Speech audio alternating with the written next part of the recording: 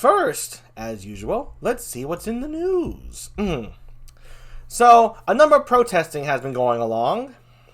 In particular, this is in protest of slamming doors. Now, I know what you're thinking. What do you mean slamming doors? Well, let me explain. Okay, so the protesters are protesting the right to slam doors hard. You know, like when you're angry, you just want to, bang, you want to slam the doors and walk off. But the government is putting in orders to say that that's not fine, that that's not okay. That the doors, you know, you damage them that way. So they're marching the streets, thousands and thousands of people holding up signs, you know, freedom to slam the doors, slam the doors, slam doors, slam doors, and all that shit. Unfortunately, they were met with counter-protesters, protesting that, well, doors have feelings, and that they shouldn't be slammed hard, and that the right to not slam doors very hard must remain intact. and so, naturally, when protesters and counter-protesters meet, it's never peaceful, right? It's always a clash. It's always a heated, a heated entanglement, a heated meeting. And no surprise, being this is my world, they started beating each other up with their signs and shit. It broke out into fighting. And so, per usual, now that the pro-slam doors and the pro-no-slam doors were fighting each other, in came the police, rounded everybody up, put them all in prison, and unfortunately, or fortunately, whether you see or not, these people are nuts anyway, so in the prison, all of them died, because there was a gas leak in the prison, and nobody was able to tell for some reason, so all the prison guards and all the protesters, yeah, they all died from the gas leak. Taking too much gas, you just drop dead, so I guess we'll never know what really is going to happen in terms of slamming doors or not slamming doors. In other news, a man built, like, in his words, the fastest car of all time, fastest automobile, and he wanted to break the world speed record for, like, fastest takeoff ever. So he got a whole strip ready for him to just motor on through. Oh, excuse me. Revved up the engine. The man knows what he's doing. He's been working with cars for over 50 years. He's ready. His seatbelt was fastened. I don't know what good would do when you're going that fast, but, you know, safety first, right? He had his gear on, and zoom!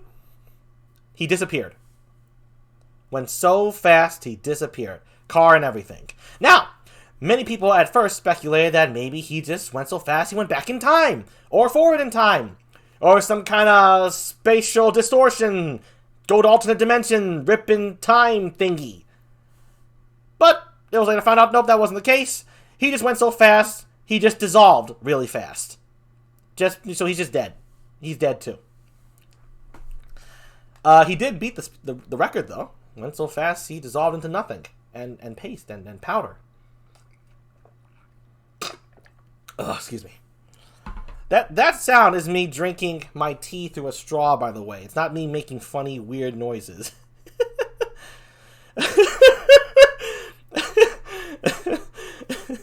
Okay. So that's the car story.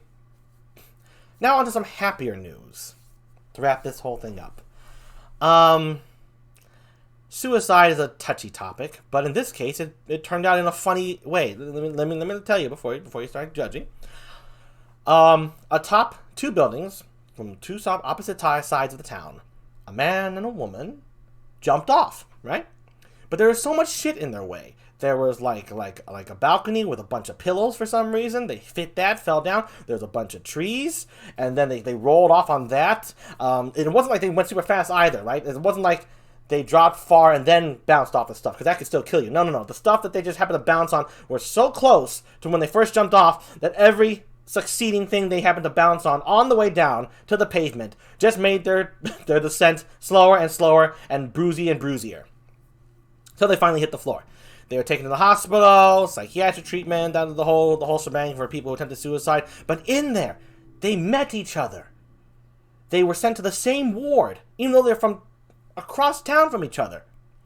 And there they fell in love. Found a reason to live. They thought it was fate. It had to have been.